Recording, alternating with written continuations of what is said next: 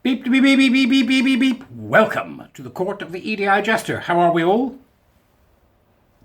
Wherever you may be in the world, salutations and greetings on this fine day. So I've got something different and interesting for you today. Well, you know, occasionally you come across something and you think, oh, that's good. The peeps would like to know about this.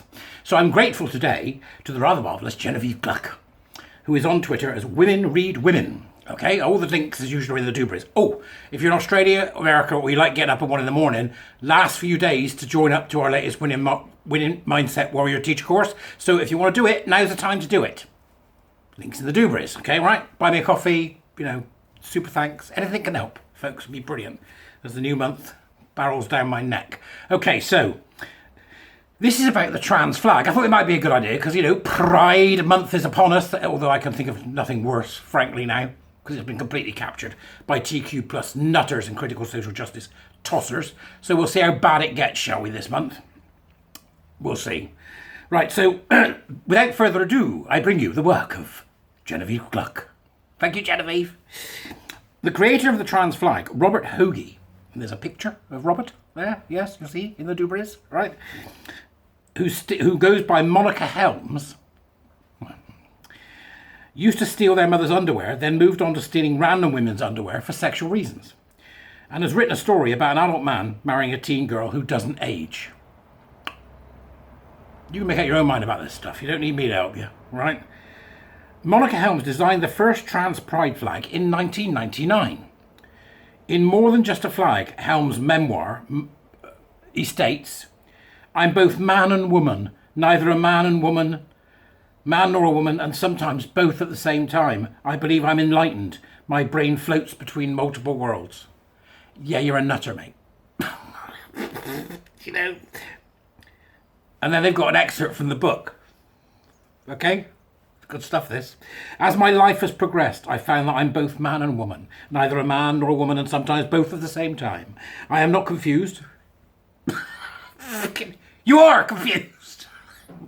"I am not confused. Rather, I believe I'm enlightened." Okay, so here comes the euphoria, right? I'm enlightened. "I feel that I've been blessed to see life through the eyes of a man and the eyes of a woman." Who's blessed you? The gender god? Right? Who's blessed you? The gender god of confusion? It has given me an amazing viewpoint of the world, as much as I believe I'm an amalgamated person. What? An amalgamation of porn. An amalgamation is the process of combining or uniting multiple entities into one form. Right, okay. This is some Doctor Who shit, isn't it? Into one form. That's just extraordinary. In metallurgy, in an amalgam or alloy, the elements do not chemically combine, but mix together to form a stronger byproduct. He thinks he's brass. Brass neck. "Right, I feel that the amalgamation of male and female in me has helped to make me a stronger person. I identify as female, but I'm more of a bi-gender person. This allows my brain to float between multiple worlds."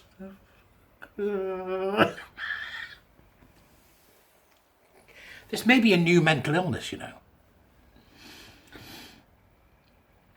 "This allows my brain to float between multiple worlds or solidly take on one role or another. Sometimes I'm a man and a woman at the same time, or I can change in a nanosecond. Then I change back just as fast." You're just a loon, mate. You're just a loon. And the flag that you've invented is really a flag about loons, isn't it? So you can ask people who've got they go trans rights or human rights, they've got the flag flying, you can say to them, "Tell me, are you both male and female and floating between different universes?" This is literally Everything Everywhere All at Once, where if you remember, in order to jump from one universe to another, men had to put dildos up their bums. It's genius, isn't it? Helms describes stealing underwear using the term "the girl in the shadows" to refer to themselves in the third person. Some lunacy going on here and there. "I found several of my bras, my mother's cotton panties and bras. The girl in the shadows wanted to try them on. When I did, they felt exciting to wear." Yeah, because this isn't a fetish, is it? What? "They loved to go out square dancing, and one evening while my siblings slept in their beds, I found myself aware of the girl in the shadows." What do you think made you aware? A stiff knob? At her urging, I went into my parents' bedroom and looked through my mother's dresser drawers. At her urging. Complete separation from any responsibility for his own desires. I went to my parents' bedroom and looked through my mother's dresser drawers. I found several of my mother's cotton panties and bras neatly stacked in piles. The girl in the shadows wanted to try them on. I wanted to try them on. When I did, they felt exciting to wear and somehow perfect. Over the next few years, this became a ritual. Whenever I found myself alone at home and nothing else occupied my time, I would head for my mother's dresser. The girl in the shadows slowly inched her way into the light and into my conscious mind. Sure, a number of things happened that shoved her aside from time to time, but she always returned. She never went away, and slowly she became part of my life. This is a man talking about a paraphilia taking over his life. Sad, really. While serving in the US Navy during the 1970s, it's funny how this, there's a lot of people in Navy engineering. It's all very masculine stuff, people that do this. It's cross-dressing business. Helms began stealing underwear from the laundry room. So now he's stealing underwear for his frills. But it's not a fetish. Okay. You're not going to argue he's not trans, are you? Because he designed the flag we're using. That's right, isn't it? The flag that he designed, the one you're using. You're not going to argue he's not trans, are you? The first night in the laundry room, I quickly got bored with the book I had brought to read. So instead I sat and watched the dryer toss clothes around and around. Toss being the operative word. I felt mesmerised watching all the colours spinning this way and that. After a few minutes, the contents of one of the dryers caught my eye. A lace bra rolled around by the front of the glass door, disappearing for a few seconds, only to reappear again. I became transfixed. This is a paraphilia in action. A spark flashed through my brain, charging dormant synapses and connecting sleeping memories, all of which had been locked away in my mind, dulled by too much alcohol and marijuana. Images of the days when I tried on my mother's underwear came back to me, and he never forgot, pulling primordial feelings with them. The primordial feelings are the fetish and paraphilia combined. In addition to the chemical dulling, I now know what else had kept these memories tucked away. The obsession of losing my virginity had filled my every waking moment since joining the Navy. What a strange comment to make. Up until this point, my sexual desire for a first encounter had pushed every other fantasy of mine onto the back burner. See, this is the obsessive behaviour of the paraphiliac. Suddenly, all the gender-different psychological and psychic elements and physical elements of my life started coming together. Since I already had a few sexual experiences with women, I no longer obsessed about losing my virginity. Instead, I began to revisit those childhood feelings. I sensed a growing desire to dress as a woman and to see the hidden woman within me. My best is he's rewriting his history. My best guess is he's rewriting his history. All right? He's talking about doing this when he was a child, but he didn't do it when he was a child. He did it when he was an adult. I'll put money on it. He's rewriting his own history. Kids don't have fetishes and paraphilias, you weirdo. Helms then describes stealing women's underwear, saying, I walked up to the dryer, popped open the door, grabbed the bra. I'd just stolen a bra from a dryer. Sorry. More than that, I enjoy wearing it. Was I a pervert? Yes, you were a pervert. But it's okay. Just buy your own bras and don't do it in public. You're weirdo. Right? I didn't know. This felt exciting. I imagine it did. Then the woman in the shadows spoke to me. Loudly and clearly, it looks so pretty. I agreed it does. Don't take your eyes off it. I won't. You should take it. Try it on. No, come on. One little bra won't hurt. I don't know. Please, for me.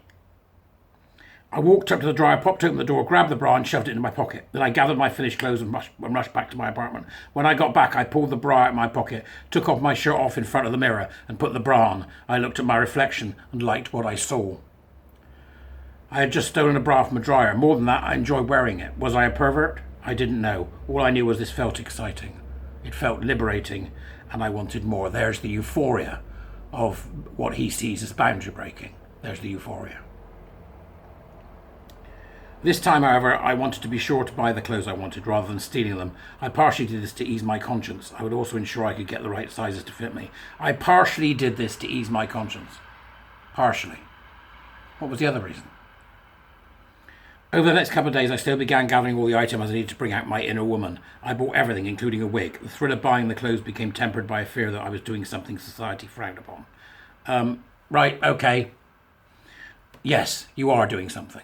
You are indulging in a fetish and paraphilia, which you do so openly in public. And then, like we have today, we end up with people like you in the workplace pretending they've got some special right because they have an inner woman essence. Right? It's nonsense and it needs to stop. People practicing their paraphilias and fetishes in the workplace. Sod off. Helms then begins buying more women's clothing to satisfy a fetish. The feelings I had dressed as a woman ran the gamut of human emotions. Sexual excitement topped the list of what was to come over me while wearing women's clothes. So he wears women's clothes because he gets off on it. He's practicing his fetish.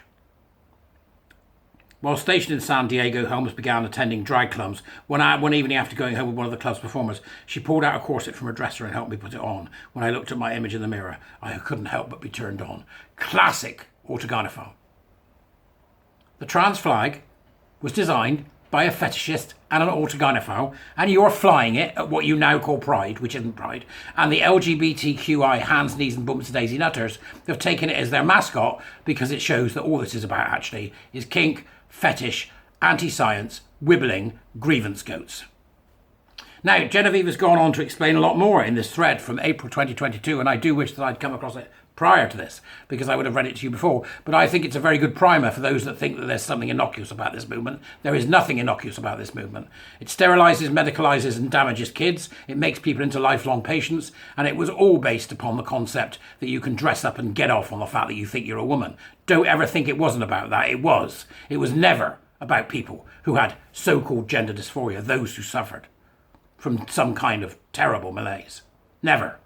That's not what this is. This is the flag you fly, and you'll fly it at Pride this year, and you do so to the disgrace of every gay man and lesbian who knows what this crap is. And any gay man or lesbian who attends Pride this year is supporting them. If you give money to any of the Prides, you are supporting a fetishistic straight man who designed the trans flag and his mates. Perhaps we should do something on the Beaumont Society, eh? And see where that takes us. Don't ever forget the homophobia that's at the heart of this, folks. When you go to celebrate Pride this month, think about who you're giving your money to. And think about how you're going to sleep at night, knowing what they've done to gay and lesbian kids. Just think about it. Thanks, Genevieve. Brilliant article. I hope you all enjoy reading it. It's not an article, it's a tweet. What am I on about? Go away.